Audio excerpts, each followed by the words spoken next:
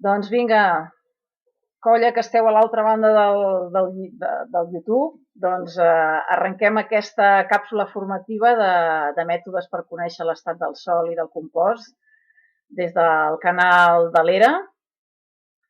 Ens haureu de disculpar aquests primers minuts que som unes aprenents del tema i estem intentant aclarir-nos amb la tecnologia i a vegades no sé si és que la tecnologia se'ns revela o és que nosaltres encara no la tenim sota control.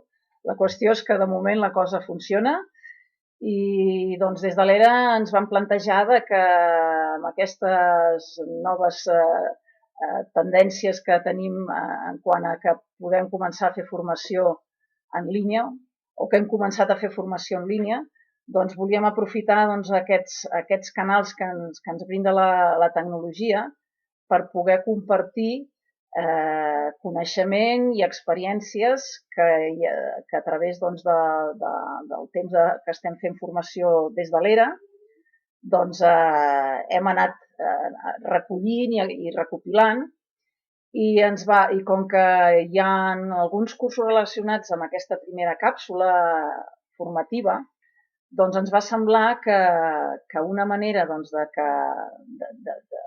de que hi hagués més gent que pogués agafar el fil d'aquestes formacions era precisament començar a explicar quins mètodes hi havia al món, que no les explicarem totes ni de bon tros, per saber com està el nostre sòl, com està el nostre compost. Llavors, doncs res,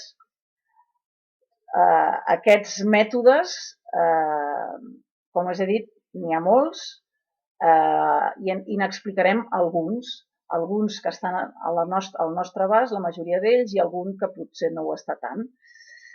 Llavors, la primera pregunta que ens hem de fer és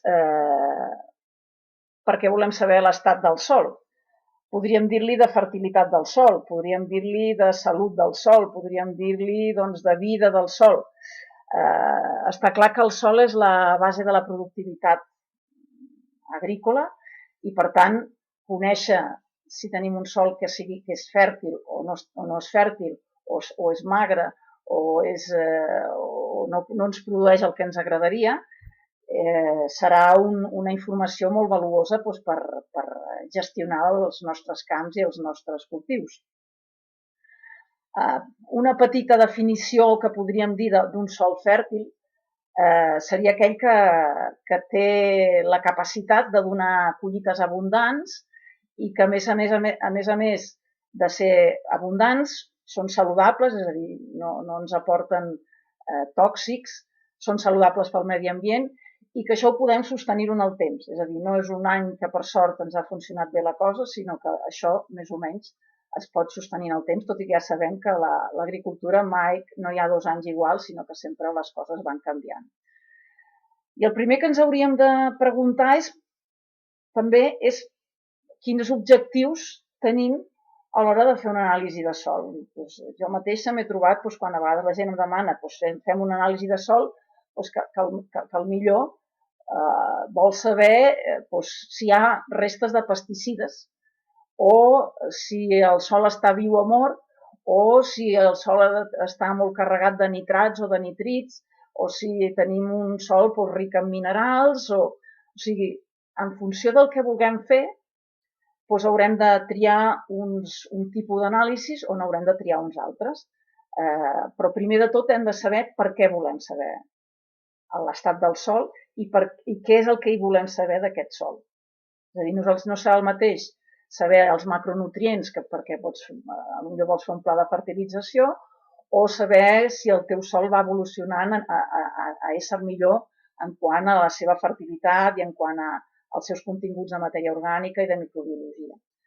Aquí, doncs, el primer dius, però per conèixer aquest sòl, a part de fer anàlisis, per on començo? I per on començar, el primer de tot és saber l'historial de la parcel·la, què s'hi ha fet abans, si ho estàvem portant nosaltres serà fàcil de saber, si resulta que és un tros que acabem d'agafar o que ens plantegem de llogar o de comprar, doncs estarà bé quin tipus d'agricultura s'hi feia, si es treballava la terra, quins pesticides, si tenia algun problema concret, doncs mira, ve el senglar i es menja i se'n menja els pèsols, doncs malament.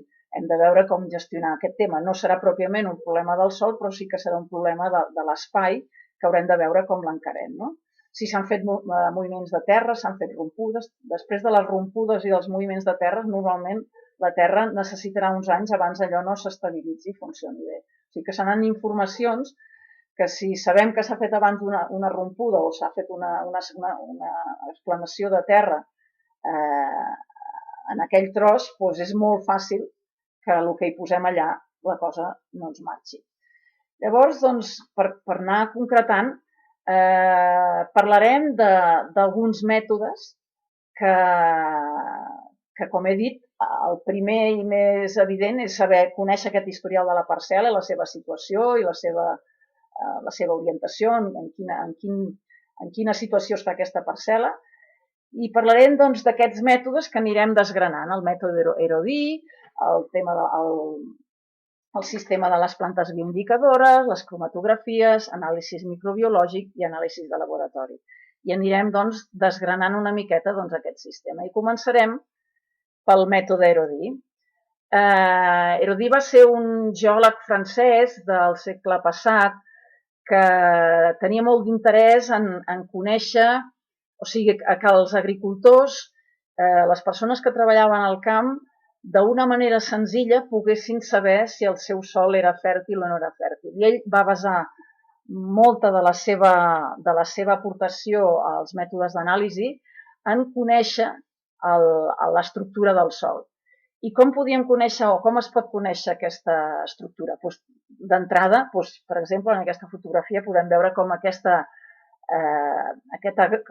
mena de gremolls que fa la terra, que seria la manera en què s'estructura, que no hem de confondre amb la textura. La textura, d'alguna manera, és allò que la proporció de minerals que té el sòl, de la mida de les partícules, i és una proporció, i és una cosa més o menys fixa que d'entrada no la podem canviar, a no ser que parlem de trossos de terra molt petitons.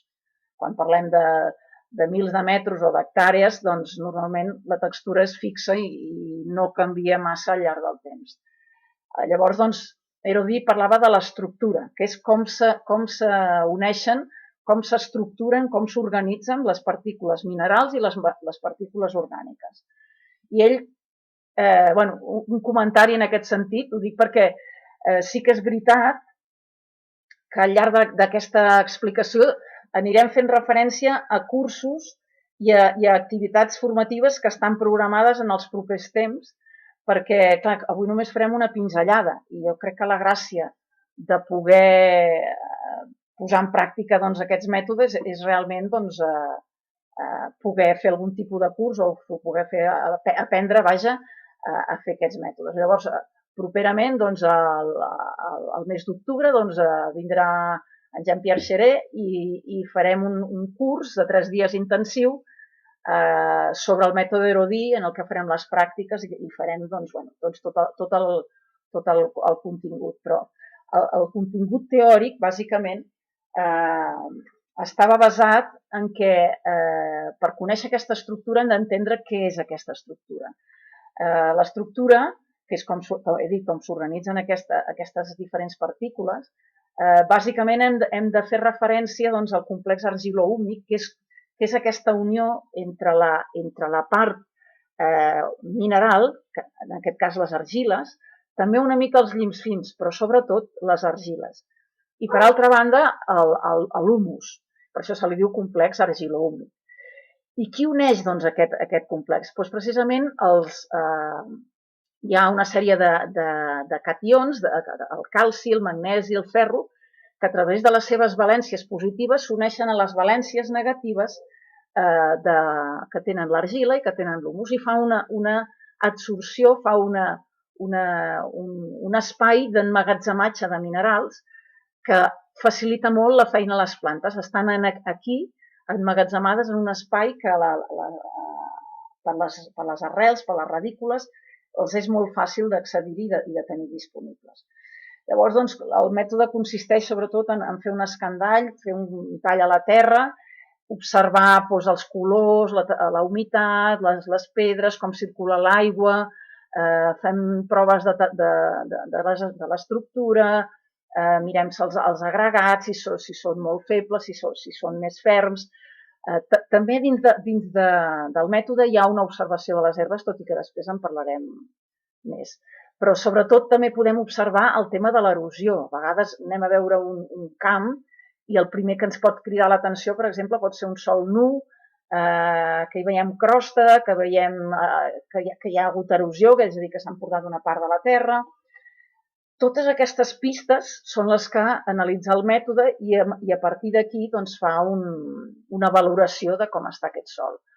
En realitat són tècniques que es poden fer totes amb les mans i amb molt pocs reactius, res, àcid clorhídric i aigua oxigenada, o sigui que són el màxim de reactius que es fan servir, i a partir d'aquí doncs, vas fent el test doncs, amb un ganivet, vas trobant les diferents dureses d'aquest perfil, vas valorant, moltes vegades trobem soles d'arada, per causa del motocultor o de la fresa o simplement del pas de la maquinària.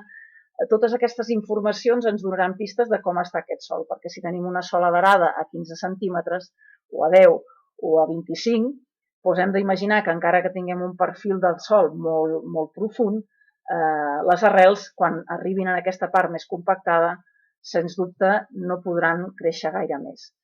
Es fan pràctiques, per exemple, la pràctica aquesta de fer el xurro, en el que, en funció de la quantitat d'argila i de sorra, ens permetrà fer xurros o anelles, i a partir d'aquí hi ha tot un recorregut en el que et permet dir, mira, estem més o menys al voltant de menys d'un 20% d'argila, més d'un de sorra, més d'un 40% de sorra, i a partir d'aquí pots arribar a situar mitjanament la textura. És aproximat, però per tenir una primera idea ja ens serveix. També fem proves posant diferents terrossos en una mica d'aigua destil·lada, sense mullar pròpiament el terròs, i veure com es va desfent el terròs. Si té una estructura molt poc cohesionada, doncs molt fàcilment es disgregarà. Val a dir que si el terròs està molt sec i és un terròs de terra compactada, tampoc se'ns desfarà. Però quan es desfaci, segurament es desfarà completament i no hi haurà res a nivell d'estructura que s'aguanti. Hi ha també algun altre tipus d'anàlisis senzilles relacionades amb el mètode Erodí, en el que ja t'hi ficaves, podríem dir al laboratori o podries dir a la cuina, perquè es fa tot també amb materials molt senzills, com pot ser veure el coeficient d'extensió lineal de la Terra, que veieu aquí en aquesta fotografia, hi ha diferents mostres, i això depèn del tipus d'argiles. Si tenim un tipus d'argiles més elàstiques, quan s'asseca aquest xorrito, s'encongirà més, que és quan llavors veiem la terra, que quan se'ns asseca se'ns fa esquerdes, per exemple. Podem conèixer si tenim molta capacitat de camp, és a dir, tenim molta capacitat d'assimilar aigua o poca, que això sempre també estarà molt relacionat amb les argiles. En fi, hi ha tota una sèrie de tests, el test de carbonats, que és el que faríem amb un àcid, que pot ser el salfumant, que és he dit clorhídric, que és àcid sulfúric, abans, i simplement si tenim molts carbonats ens farà bombolletes. Tenim diferents sistemes senzills per anar coneixent com reacciona aquest sòl i que tot això ve del mètode Erodí. Després arribava a una sèrie de conclusions en funció dels condicionants de la parcel·la, si hi ha uns condicionants que afavoreixen la humificació, si hi ha uns condicionants que afavoreixen la mineralització, però així en resum, Nosaltres el que necessitem són que al sòl hi passin els dos fenòmens. Necessitem que hi hagi humificació i necessitem mineralització. Per què? Perquè la humificació és el que ens donarà el contingut posterior de matèria orgànica i és el que ens donarà aquest efecte esponja del sòl en quant a magatzem de minerals, magatzem d'aigua i esponjositat de circular-hi o de moure-s'hi, de créixer i les arrels. I la mineralització és el pas de l'humus o dels minerals que estan en el procés d'humificació o que estan i que llavors estaran disponibles per les plantes en el moment que passen o en el complex de canvi o posteriorment a la fase soluble del sòl. Llavors, en funció de les pràctiques que fem, afavorim més la humificació o afavorim més la mineralització. No m'entretinc a explicar-ho, però una mica ja veieu les columnes que són una mica complementàries. És a dir, si fas un acolxat vegetal, a sota d'aquell acolxat hi haurà més humitat, hi haurà més ombra i, per tant, es favorirà més la humificació. I si posem un acolxat de plàstic, podem imaginar que, i si sobre és negre, amb la calor de l'estiu, doncs hi haurà una gran mineralització perquè allà l'humus més aviat el que fa és que es mineralitza. Hi ha altres textos, per exemple, que per exemple l'han estat desenvolupant molt a la Universitat de Barcelona. Hi ha tota una colla d'investigadors que hi estan treballant molt, que seria com una derivada del mètode Herodí i que és una fórmula, o sigui, és un mètode molt senzill, que és amb una pala, que es tracta de tallar un terròs de sòl i veure i fer algunes observacions. Aquí, diguem-ne que és una visió més transversal, no només agronòmica, i és una manera de valorar el sòl simplement atenent una mica aquesta qualitat del sòl, que aquesta qualitat del sòl no és només que ens doni bones collites, que també seria interessant, sinó que seria en aquesta capacitat de mantenir la productivitat vegetal, que és la part que ens interessa, però també millorar la qualitat de l'aigua, de l'aire i afavorir la salut i l'habitatge humà, però també de lo que serien els ecosistemes. O sigui, és una visió una mica més holística, més transversal, però que ens serveix perfectament a l'hora de valorar el sòl. I llavors hi ha tot unes taules en funció de si són sòls més aviat friables, és a dir, que s'esmicolen fàcilment, o molt compactats. I llavors, a partir d'aquí, observem la porositat, les arrels, si tenen capes de compactació, en fi, és tot un mètode que, si esteu al cas, des de la Universitat de Barcelona sovint han estat fent jornades tècniques precisament per explicar aquest mètode, i també a l'Escola Agrària de Manresa també s'ha estat fent explicacions sobre aquest mètode. Hi ha altres aspectes molt elementals, com és l'estat dels cultius, és a dir, si nosaltres anem al camp i veiem un ordi o una civada que al llarg del cultiu no ha aixecat més d'un pam i mig o 2 pams, ens podem imaginar que aquella terra té un problema.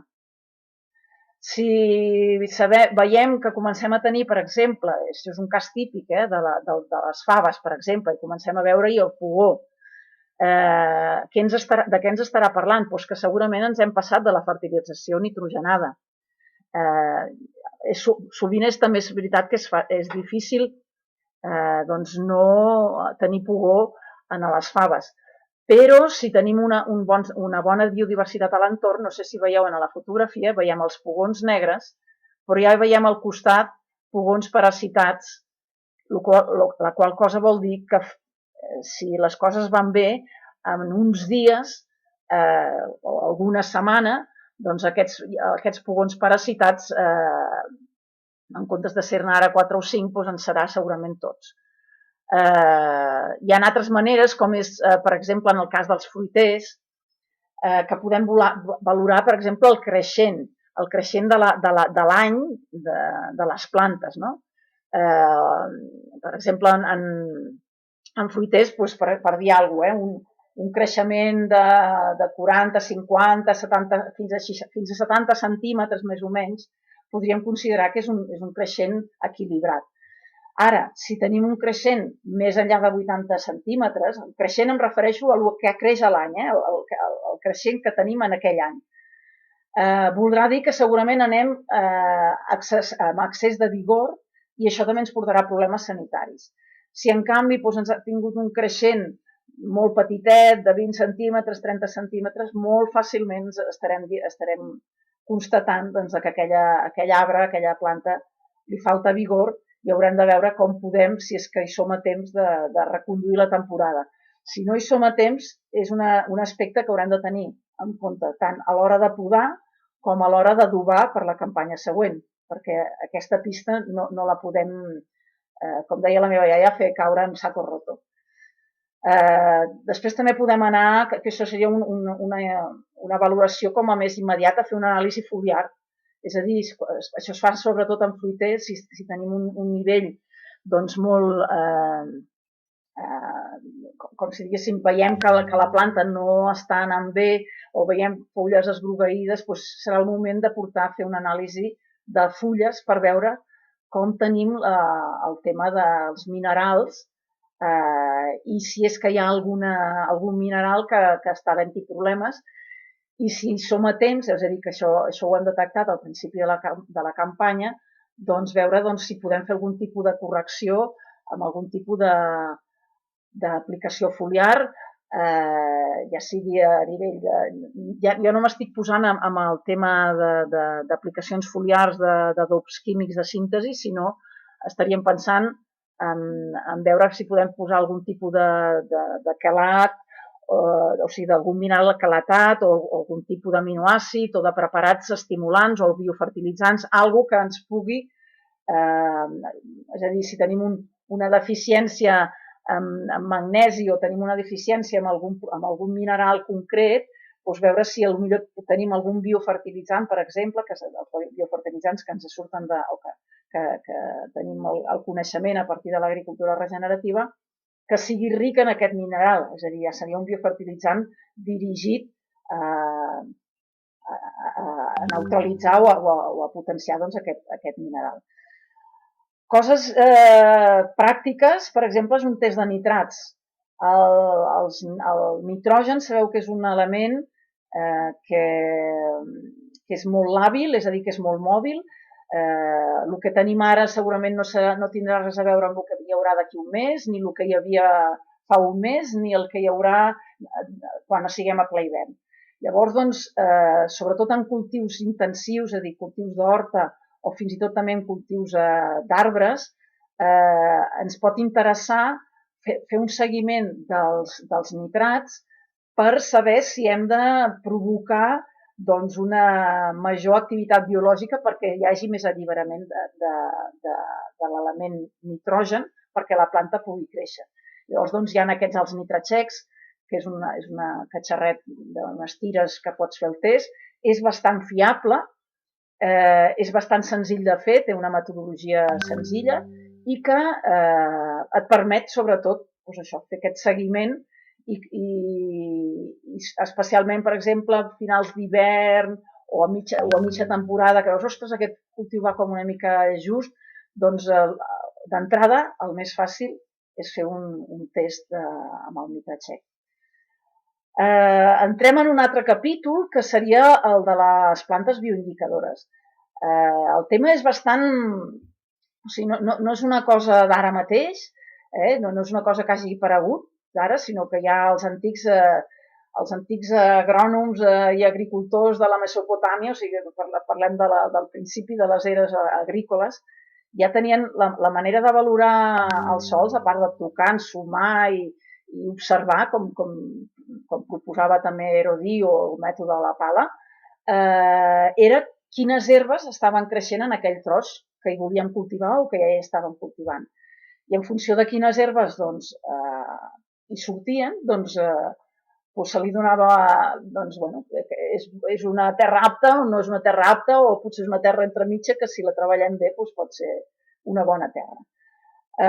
Llavors aquest mètode ens ha arribat a casa nostra hem tingut la sort doncs, en els últims 5 anys de comptar amb la presència d'en Gerard Dussert, que és un botànic francès que també fa de pagès, té la seva vinya, té les seves vaques, que ha dedicat gairebé 40 anys a estudiar una manera de valorar i fer una diagnosi a partir d'aquestes herbes. És una metodologia. Llavors, doncs, ell el que ha fet és, d'entrada va publicar una enciclopèdia que són 3 llibres. Per fer el primer llibre va trigar 25 anys, o no sé, una barbaritat de temps. Després les coses ja li ha fluït una mica més, però diguem-ne que és un llibre són uns llibres molt interessants perquè a part de la descripció botànica, a part de que explica doncs, el seu biotop originari, el biotop secundari, que seria el biotop agrícola o alterat, podríem dir, explica doncs, les característiques indicadores. Aquest llibre està en francès. Nosaltres el que hem fet ha sigut traduir el llibret aquest, que ara aquest és la versió en francès, després ja us ensenyaré el que hem traduït al català i que és veritablement l'eina de treball, l'eina de diagnosi. Llavors, doncs, sempre la pregunta és, però per què són bioindicadores les plantes? A veure, doncs hauríem de fer esment a lo que és la successió de cobriment de l'escorça terrestre que hi ha hagut al llarg de la història de l'evolució del planeta, en el que si fa aquests 400 o 450 milions d'anys que van començar els vegetals a cobrir la Terra, doncs si imaginem tots els diferents biotops del món, tots els diferents ecosistemes, climatologies i tipus de sòl que hi ha al món, doncs han anat evolucionant cap a diferents ecosistemes amb una riquesa i una diversitat vegetal i d'organismes tant animals, o sigui, macrofauna i microfauna, realment considerables. Llavors, doncs, aquí la qüestió serà que d'aquests sòls originals, primer apareixen les plantes que cobreixen, tipus líquens, tot i que el líquen no és pròpiament una planta, sinó que és una simbiosi de 2 tipus d'organismes, una molsa i una alga, que d'alguna manera ve a ser com una imitació del que posteriorment a nivell evolutiu va ser la fulla de les plantes, i que a partir d'aquí les molses, després van venir les falgueres, cues de cavall, tota aquesta vegetació que doncs, van anar diversificant i intensificant el seu volum, la seva biomassa, fins a arribar, podríem dir, a el que seria el bosc clímax, en el que, diguem-ne, que ja és el màxim de cada ecosistema. Què ens passa? Doncs que en funció de les pràctiques agrícoles que nosaltres fem, si imaginem que el nostre sistema agrari està aquí en un punt entremig d'aquesta escala evolutiva de la successió de l'acolliment dels vegetals, doncs en funció de les plantes que ens surtin, si ens surten plantes de més a l'esquerra d'aquesta escala evolutiva, doncs voldrà dir que anem amb un sòl d'aquestes condicions més primigènies, i si tenim plantes més de la banda esquerra, vol dir que el nostre terreny o la nostra parcel·la ens va cap a bosc. Llavors, les pràctiques que millorin la qualitat del sòl, sens dubte aniran cap a la dreta d'aquesta successió, i les que empitjorin afavoriran la presència de les adventícies colonitzadores, el que en anglès els anglesos diuen els weeds, i que sovint són les plantes anuals. Llavors, doncs, les plantes bioindicadores, clar, no són només bioindicadores, sinó que la seva presència millora l'estat del sòl. Per exemple, aquesta que probablement heu vist per les teulades, també es veu a vegades per les parcel·les, a vegades que s'han fet rompudes i que s'han fet, doncs,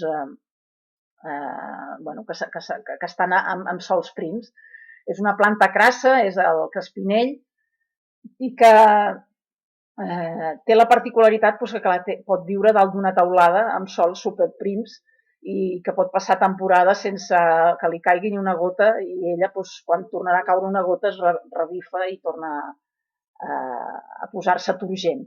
Clar, és una planta que pot viure, doncs, en zones que li falta l'aigua i és una planta que a través de les seves arrels va i els exudats radiculars que segrega àcids va dissolent aquests minerals de manera que els comença a fer disponibles per ella mateixa, però sobretot per la planta que arribarà a continuació. Per tant, ella està millorant la situació d'aquest sòl, perquè el tenia en una situació molt magra i les condicions que deixa les deixa una mica millor que les que va trobar.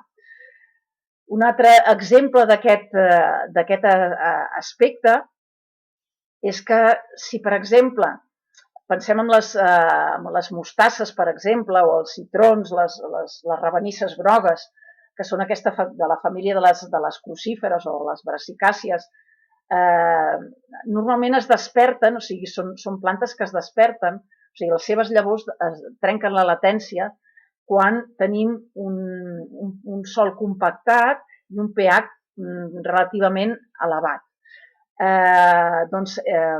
Les seves arrels, els seus exudats radiculars, segreguen sofre, components ensucrats. I el sofre, no sé si sabeu, però el sofre té la capacitat de baixar lleugerament el pH. Al baixar lleugerament el pH, començarà a mobilitzar minerals, especialment fòsfor i microelements, que estaven bloquejats pel pH elevat. Què vol dir això? Doncs que la seva presència ens afavorirà que es mobilitzin minerals i que es desbloquegin, sobretot els que estan bloquejats per qüestions, per exemple, del pH. Llavors, una de les frases que ens fa reflexionar en Gerard Dussers és que una planta no neix per atzar a qualsevol lloc, sinó que té un rol a jugar en el lloc que germina i en el moment que ho fa. Què vol dir això? Que aquella planta, aquella herba que ens ha nascut, aquella mala herba que sempre li diem, que a partir d'en Gerard Dussers i de ja fa un temps que ens mirem les herbes d'una altra manera, ja no els diem males herbes perquè estan fent una funció. I aquella herba no ha crescut perquè el veí no ha netejat les herbes. Ha crescut perquè hi havia la llavor al sol, no sabem si hi portava unes setmanes o hi portava 50 anys, i s'han creat les condicions perquè hi germini. I com que hi ha les condicions, en aquest cas la mostassa o un citró, hi havia un sòl ric en bases, estava compactat i tenia un pH elevat. Aquestes han estat les condicions que han desvetllat la seva llavor. Ha començat a germinar perquè hi havia aquestes condicions. Doncs a partir d'aquí tenim les herbes en funció de les condicions que tenim en el terreny. I cada espècie té un codi de diferents condicions que són les que fa que es desperti quan aquestes condicions es troben en el sòl. Sempre se'ns ha dit que les herbes o les llavors germinen quan tenim un rang de temperatura i d'humitat concreta, però hem de dir que no és només això, que hi ha doncs, altres factors que ens condicionen i en Gerard Dussers ens ho explica. Això seria el mateix, tenim un camp doncs, que està ple de rúmex, de grella, llengua de bou. El rúmex doncs, apareix quan tenim un sòl que està compactat, que hi ha hagut entollaments d'aigua o situacions d'hidromorfismes, que normalment hi ha una situació en què han aparegut els nitrits, no els nitrats, que els nitrits apareixen per reducció dels nitrats, és a dir, per pèrdua d'un oxigen, que s'està desestructurant el complex argilo-húmic que hem parlat abans, que se'ns està alliberant ferro i alumini i aquesta planta comença doncs, a estructurar de nou tot això que se'ns havia desestructurat. Com a curiositat, també aquesta planta és una planta depurativa que sana les intoxicacions de metalls pesants d'alumini i ferro, curiosament. Bé, són aquells paral·lelismes que a vegades podem veure que estan aquí. Quan hem de fer una diagnosi? Doncs quan hi hagi les herbes, sobretot. Quan estan en millor esplendor? Doncs sobretot a la primavera, i ara a la tardor doncs, tenim una nova oportunitat. A l'estiu, doncs, si és de regadiu, doncs, pot ser una opció, però segurament a l'hivern o quan ja està tot assecat, doncs sens dubte no és un bon moment per fer aquestes valoracions. Doncs aquest llibre és el que us comentava, que és un que hem editat des de l'ERA i que a partir d'aquestes taules, fent el llistat, té una metodologia que és el que et permet arribar a unes conclusions al voltant tant de la compactació com de la dinàmica de la matèria orgànica, si estem tenint lixiviació i per tant els minerals els perdem, en fi, tota una sèrie de qüestions. I comentar-vos que tenim properament, també el mes d'octubre, uns cursos i una jornada tècnica que vindrà un company d'en Gerard, en Lionel, que ens parlarà precisament de les plantes bioindicadores, tot i que en aquesta ocasió, en una part més especialitzada, també parlarem de les herbes de pastures i camps. Un altre aspecte és el tema un altre tipus d'anàlisi, és el tema de les cromatografies. Com us deia, les cromatografies s'han posat com molt en marxa, no? O les hem començades a practicar a partir de les ensenyances d'en Jairo Restrepo, que fa uns anys que ens van, des del Brasil, des de Sud-amèrica, ens van retornar, perquè això ja en Pfeiffer, deixeble de Steiner, ja va començar a treballar sobre el tema de cromatografies, però com si diguéssim ara, tenim un mètode fàcilment que es pot portar en pràctica i que ens permet fer aquesta anàlisi qualitativa, no és quantitatiu, sinó que és qualitatiu, d'aquest estat d'integració entre les diferents parts del sòl, entre la part mineral, la part orgànica i la part microbiològica i la part de l'oxigenació d'aquest sòl. Llavors, aquí, per exemple, tenim un exemple del que podria ser un procés d'evolució, perquè bàsicament amb les cromes tenim una foto d'aquell moment, però el que ens serà veritablement interessant és poder fer una successió de cromes que anem veient si les nostres pràctiques estan empitjorant el sòl o l'estan millorant. I aquesta podria ser una evolució de cromatografies. No pertany al mateix lloc, és un exemple perquè ens entenguem, però diguem-ne que en una cromatografia en bon estat tindríem aquestes diferents zones, la zona central de l'oxigen i la microbiologia, la zona intermèdia que és la zona dels minerals, la zona orgànica i la zona de l'activitat enzimàtica i formació de l'humus. Si ens anem a la primera, veieu que aquí hi ha com anells concèntrics en el que veiem compactació al mig, veiem la zona mineral, la zona orgànica, que hi ha un salt brusc entre una i l'altra, no està integrada una amb l'altra, i com veieu no hi ha ni les dents aquestes de formació d'humus. O sigui, té una mica més d'entreteniment tot el tema de les cromatografies i, de fet, us volem convidar que tenim un curs molt properament, el 15 d'octubre també, serà una jornada de cromatografies en el que aprendrem a fer cromatografies. És un procés que dura més o menys unes 7-8 hores i tradicionalment ho hem fet presencialment i aquest any ens estrenarem a poder-ho fer en línia. I si us atreviu a fer-ho des de casa vostra, hem preparat uns kits amb els reactius que després al final de la xerrada explicarem com ho hauríeu de fer. Més maneres d'estudiar el sòl. L'estudi microbiològic. Clar, aquí ja necessitem un microscopi. Fa uns anys també vam començar a fer uns cursos amb la Helen Ingham, que també ens va portar aire fresc en conèixer tota aquesta microbiologia que quan sovint diem que el sol és un organisme viu, és una entitat viva, doncs moltes vegades més enllà de veure escarbatets i cucs de terra, doncs no arribàvem a poder copsar el que hi ha realment en la part que no veiem. Vam començar a remenar amb els microscopis i vam començar a practicar el mètode de l'Helen, en el que fa com si diguéssim unes ràtios. Aquí veiem una foto de les que havíem agafades, no? Veieu, per exemple, això seria una hifa d'un fong, això són protozoos, que són amebes de closca.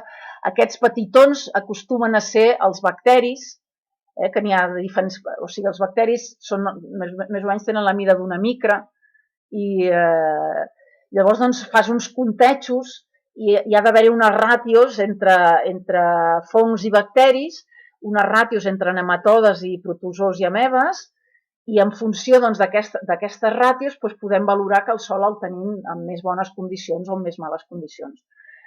No és un sistema, anem a dir, tan intuïtiu i fàcil com podrien ser les cromatografies o com les plantes bioindicadores o com el mètode erudit. Requereix, entre altres coses, tenir un microscopi, però també és veritat que hi ha laboratoris que els pots enviar a la mostra. A Dijon sé que n'hi ha un, als Estats Units, per exemple, el de l'Helen ho fa. El que passa que, clar, has de fer un enviament més o menys ràpid perquè, clar, t'interessa que la microbiologia no se't mori, i tampoc són barats aquestes anàlisis. I a vegades potser amb una cromatografia i amb les plantes bioindicadores i amb l'observació del camp potser ja és una manera de tenir una avaluació suficient com per veure què és el que has de fer al teu camp. Tot el tema microbiològic, també quan hem parlat dels temes dels regeneratius, que sovint hem parlat de trampes segurament heu sentit xerrades del Josep Ramon, de fer trampes d'arròs per veure quins fongs se'ns instal·len, quina microbiologia se'ns hi col·loca. Tenim programat i tenim la sort de poder comptar amb l'ORCADS, que el proper any, a la primavera, farem un curs també des de l'ERA i a veure si podem fer també una jornada una mica d'introducció des de l'escola de Manresa, per fer preparats microbiològics, però també per fer algun tipus d'avaluació molt, molt, molt senzilla per avaluar què és el que tenim al camp. Aquí no dic res més perquè això està una mica encara per acabar de fer. Anem, a l'apartat del que són les anàlisis de laboratori. Sovint les anàlisis de laboratori, clar, podríem dir que hi ha l'anàlisi bàsica i clàssica, en el que hem de demanar una sèrie de mesures i que moltes vegades els laboratoris ja t'ho donen per defecte. Però pots arribar a demanar infinitat de coses i si no ho tens massa clar què és el que demanes, doncs millor centrar-te en lo bàsic, que és això. La textura. La textura, amb un cop a la vida n'hi ha suficient, però és interessant de saber-ho. Si no la tens més o menys ja clara perquè hagis fet, jo que sé, el mètode erudit, ja tens una orientació, o perquè treballes al camp i ja coneixes que tens una textura molt argilosa o molt sorrenca, en fi. Jo crec que si decideixes fer l'anàlisi va bé fer la textura. Llavors seria el pH, la matèria orgànica, que és una mesura bàsica, la conductivitat elèctrica, sobretot quan reguem amb aigües salines o estem a Manresa on estem, hem de dir que a vegades depèn de l'aigua, si ens arriba del riu pot arribar carregada de sals, però a vegades si són pous arran de la costa, que hi ha infiltracions amb l'aigua de mar, en fi, serà interessant conèixer també la conductivitat elèctrica. La capacitat d'intercanvi catiònic serà la capacitat que té el sòl de guardar o d'emmagatzemar aquests cations, aquests cations que són calci, magnesi, sodi i potasi. És una mesura que ens donarà pistes per saber també si tenim molta disponibilitat de nutrients o realment allò el sòl està una mica adormit o està pobre. El tema d'anions, fòsfor i sodi, i sofre, perdó, microelements, molt interessants sempre perquè ens donen pistes, o sigui, els microelements moltes vegades intervenen en les funcions de defensa de la planta, en les funcions també de la fotosíntesi, com és el ferro, I per tant és molt important que aquests minerals estiguin en els nivells que han d'estar. I l'altra part seria el nitrogen, tot i que aquest nitrogen el podem demanar al laboratori, els nitrats, podem demanar un nitrogen total, tot i que ens pot ser útil si volem saber la relació carboni-nitrogen total del sòl, però si només és a nivell de cultius, segurament amb uns nitrats serà suficient. Que també hem dit que tenim la versió del nitrat txec, que de fet serà segons com més fiable per fer el seguiment del cultiu.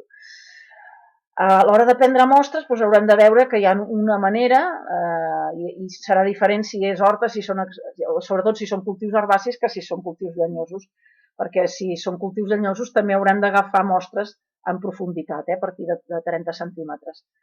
Hi ha normes de com s'han de prendre les mostres, no m'hi entretindré, però que veurem que serà diferent de com hem de prendre la mostra quan hem d'agafar la mostra per fer la cromatografia. Parlem una mica del que és el compost. Si hem de demanar el compost, o sigui, enviem una mostra de compost al laboratori, aquestes seran una mica les determinacions que haurem de saber. Tot i així també, si ho demaneu al laboratori i li dieu que envieu un compost, normalment ja acostumen a ser aquestes qüestions. Com a detall direm que perquè sigui classe A admès en producció ecològica haurà de ser, ha de tenir uns nivells, em sembla que aquí m'he passat d'aquí de posar, o sí, no m'he passat, vull dir que ha de tenir uns nivells baixos de níquel, coure, cadmi, cromi i plom. O sigui que això seria, hi ha unes fitxes que són fàcils d'accedir. Seguim, si volem demanar anàlisis de laboratori, aquesta seria un resultat de laboratoris com els que tenim aquí a prop, els l'ERSAP o Eurofins, per exemple, que estan per Lleida. N'hi ha d'altres, però aquests, per exemple, són uns molt, podem dir, aptes per poder-ho fer. I normalment ja apareix una valoració al costat a la dreta de què és el que hi ha. Si està a uns nivells baixos o uns nivells alts.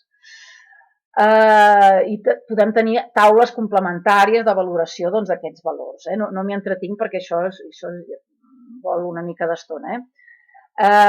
El que sí que us haig de dir és que fa uns anys també amb en Josep Ramon, fa un temps que Josep Ramon Sainz, que és el que ens ha anat ensenyant aquesta metodologia, a partir de Wilhelm Alberg va començar a parlar del sòl ideal. I llavors ell va dir que perquè un element sigui assimilable ha d'estar en unes proporcions determinades. I llavors, perquè aquestes proporcions determinades siguin les correctes, no sé, per exemple, el fòsfor ha d'haver-hi un mínim de 100 parts per milió i ha d'estar en equilibri o en igualtat com el potassi. És a dir, que si en tenim més o menys, vol dir que allà ja tenim un problema i vol dir que algun dels dos no serà similar. I el mateix amb el ferro i en tots els altres elements. Entre ells hi ha unes proporcions òptimes a partir de les quals aquests elements són assimilables. Si això està en desequilibri, resultarà que el que està en excés no deixarà assimilar el que està en menys quantitat. Llavors, aquí ha començat una història que és, a partir dels laboratoris aquests dels Estats Units, de poder demanar el que és l'extracció de determinats minerals amb acetat amònic a 8,2, a pH 8,2. De manera que en els nostres pHs, moltes vegades a partir de 7,5 en amunt fins a 8,5, els sistemes clàssics no ens acaben d'afinar sobre les quantitats de les bases. I llavors, és una altra manera de fer anàlisis a través d'aquests laboratoris. Això, el dia que tingueu ocasió i que estigueu amb en Josep Ramon, segur que us ho explicarà millor. Si no, a través del xat podem fer-ne 5 cèntims, però diguem-ne que és un altre mètode diferent. O sigui, utilitzen mètodes una mica diferents, tots i que al final els resultats no són els mateixos I el que sí que és una cosa important, el que no podem fer és començar amb un laboratori i seguir amb un altre. Si comencem amb els d'Spectrum, hem de fer el seguiment dels anys amb els d'Spectrum, i si seguim amb els d'aquí de Lleida, doncs hem de seguir més o menys fent els mateixos laboratoris, perquè si no llavors sí que fer comparativa serà realment complicat. Conclusions finals, doncs no cal utilitzar tots els mètodes, és evident. En funció del que vulguem, doncs farem servir uns mètodes o uns altres.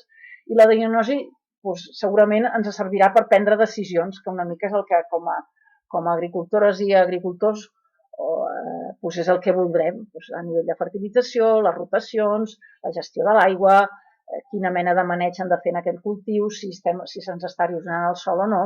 O sigui, totes aquestes qüestions són les que, a través de les anàlisis, haurem de situar-nos per prendre decisions. Llavors, a nivell de compost, que és una mica diferent, alguna d'aquestes, com les cromatografies i les anàlisis de laboratori, que ja ho hem comentat, doncs podem valorar també el compost, però el compost, una manera ràpida, serà a través de l'aspecte. Com està aquest aspecte? Fa pudor, fa bona olor, fa olor de terra de bosc, encara es veuen les restes o no. Podem fer proves de germinació, germinen les nostres llavors d'enciam o pel contrari doncs, es moren totes o només en germinen 3 o 4. És a dir, podem fer algun tipus de valoracions que ens donaran una pista de si tenim un compost jove, un compost madur, un compost que encara està en plena efervescència. Una manera també serà mirar la temperatura. Veig que aquí no he posat, posem un termòmetre, si tenim la pila a 65 graus o 70 graus vol dir que allò està en plena marxa. Si el tenim fred i l'acabem de fer vol dir que allò encara no ha arrencat i que fa un procés lent de compostatge. Aquí també val a dir que lligat també amb el curs amb el taller de les cromatografies, doncs farem un curs per avaluar el compost, que intentarem que sigui presencial, tot i que també, si ens aclarim amb la tecnologia, també mirarem de poder-ho retransmetre en directe. Però el tema del compost també, tot i que podem tenir diferents visions de l'ús i de l'eficiència del compost en la millora del sòl, el que està clar és que és un bon fertilitzant si aconseguim fer un bon compost, i serà un bon fertilitzant si adequem el compost a el que la nostra terra necessita. Si resulta que a la nostra terra li falta nitrogen i és un compost molt i molt vell, segurament aquell compost potser millorarà l'estructura, però les plantes no creixeran gaire. Llavors, doncs, com el fem a mida? Aquesta serà la gràcia. Valorant els minerals que li falten al sòl, i a partir d'aquí anem a treballar per fer un compost que s'ajusti a les necessitats directes del nostre cultiu. I aquí tancaríem una miqueta la part aquesta de lo que serien els mètodes i ens posaríem a parlar de si voleu fer el taller de cromatografies, ara parlaríem què és el que hauríeu de preparar per poder fer el taller de cromatografies. No sé, Alba, si hi ha preguntes abans. Alba?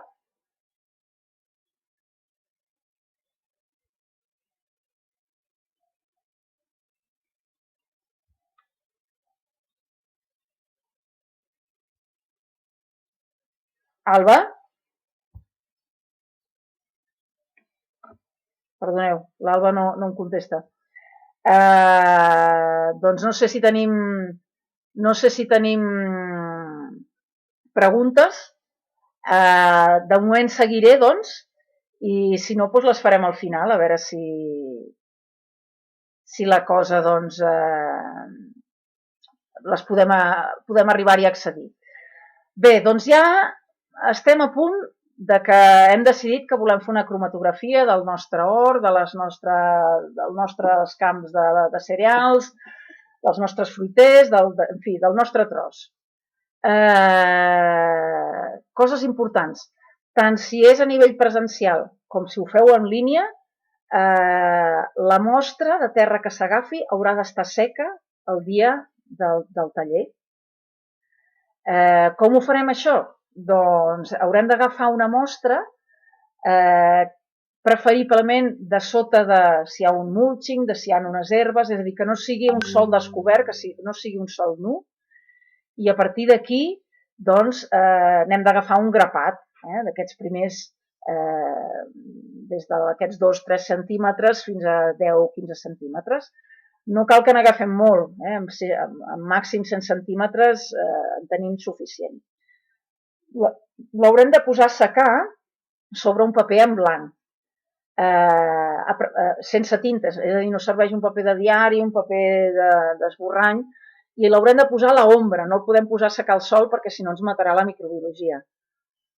El dia de la trobada o el dia de la classe en línia és quan el portem i el tenim doncs, a punt doncs, per poder...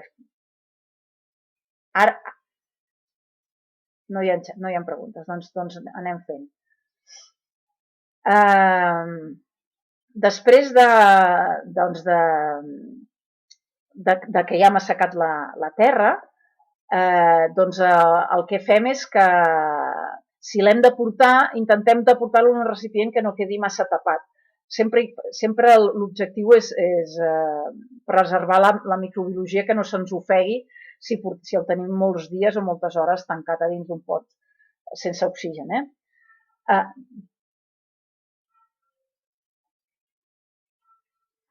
Jo ja estic explicant les tasques prèvies per fer el taller de cromatografia. Tu em sents? Doncs vaig tirant. Per fer doncs aquesta... O sigui, un cop tenim la terra, si veniu en presencial, sí que serà important de portar un colador i un morter i una mà de morter, perquè això ens facilitarà molt la feina a l'hora de fer les cromatografies, perquè si no és un punt, és com un coll d'ampolla que tothom ha de passar pel mateix lloc. Llavors, si cadascú s'ho porta, doncs es facilita molt la feina. Pels que ho heu de fer en línia, sí que serà important que pugueu demanar a través de la nostra botigueta aquest kit de cromatografies. Per què hem fet aquest kit de cromatografies? Doncs molt senzill. Primera, perquè moltes vegades la gent, quan fem les cromatografies, diu sí, ho faré, compraré aquests productes, però, per exemple, el nitrat de plata és bastant car, comprar doncs, l'hidròxid sòdic, la sosa, doncs, compres, però si no en fas gaire, doncs allò, doncs, bueno, en fi. Ens va semblar que seria molt útil de poder disposar petites quantitats d'aquests reactius perquè tu, quan vulguis, facis les teves cromatografies si ja coneixes el mètode. Llavors, hem preparat aquest kit en el que pots preparar 10 cromatografies o si són mostres de compost, doncs en pots fer 3 i una de sol o una de compost i 7 cromatografies. Bueno, o sigui, és una quantitat a partir de la sosa que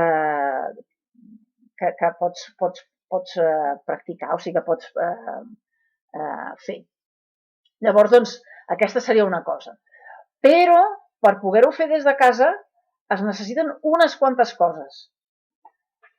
Tot són coses senzilles, però si realment ho voleu seguir en línia, serà bo que ho tingueu tot ja bastant a mà i bastant a punt. Jo ara ho aniré explicant perquè això, per explicar una miqueta què és cada cosa. Llavors, doncs, els primers formen part del kit de la cromatografia, per tant, no ho explico perquè això ja estaven a l'anterior, que són els 2 reactius, el paper de filtre Wallman número 4, la proveta que ens servirà per mesurar la quantitat de sosa càustica un cop diluïda i posar-la amb la mostra, unes pipetes per agafar les mostres un cop preparada amb la sosa o bé també el nitrat de plata. Després tenim aquí doncs, una placa Petri o un anell de cartró. Ara, de moment, estem portant un anell de cartró. Potser més endavant acabarem posant plaques Petri, però simplement serà perquè ens serveix de suport del disc que és la cromatografia. Això ara explicat així abans d'hora potser costa una mica d'entendre, però els que ja ho heu fet altres vegades segurament sabeu de què estem parlant. Aigua destil·lada. No és que necessitem molta quantitat, però almenys 1 litre o 1 litre i mig anirà bé de tenir-ho per netejar els utensilis i per fer-la servir per preparar aquest mig litre que haurem de preparar a partir doncs, de la sosa càustica. Necessitarem per preparar aquesta sosa càustica doncs, un recipient de mig litre. Pot ser una ampolla de suc de fruita, pot ser un pot de conserva, però que sobretot hi càpiga aquest mig litre. I per mesurar aquest mig litre d'aigua també necessitarem un recipient, o sigui que hi hagi doncs, que pugui mesurar mig litre d'aigua. La mà de morter, que la tenim aquí a la foto, la de morter i la mà de morter, un colador normal, que normalment tenen 1 mil·límetre de pas de llum, una bàscula de precisió. Aquesta seria l'ideal. Si no podem tenir una bàscula de precisió amb 2 decimals de gram, doncs almenys una bàscula de cuina que medeixi fins a gram. Això sí que és important. I com més fina i bona sigui, doncs més bona. Si no és tan fina i tan bona, què ens passarà? Que ens costarà més de fer lectures comparatives entre una cromatografia i l'altra.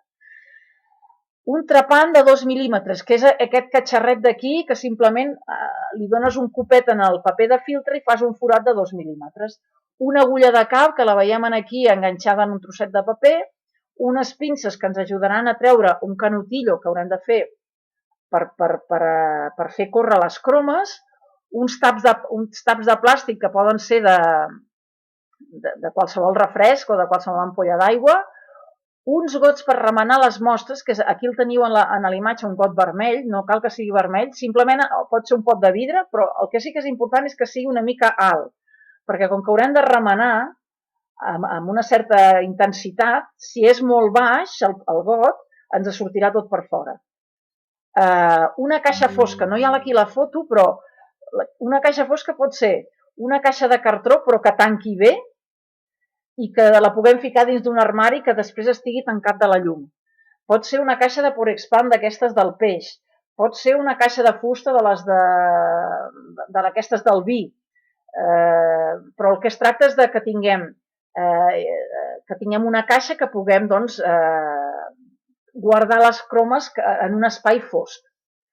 Necessitarem etiquetes i rotuladors, tisores per tallar els canutillos, uns petits xorritos que es fan amb un tros de paper de filtre, unes regles, uns llapisos, paper en blanc i paper de cuina, o sigui, tipus foli, i un recipient per pesar les mostres de terra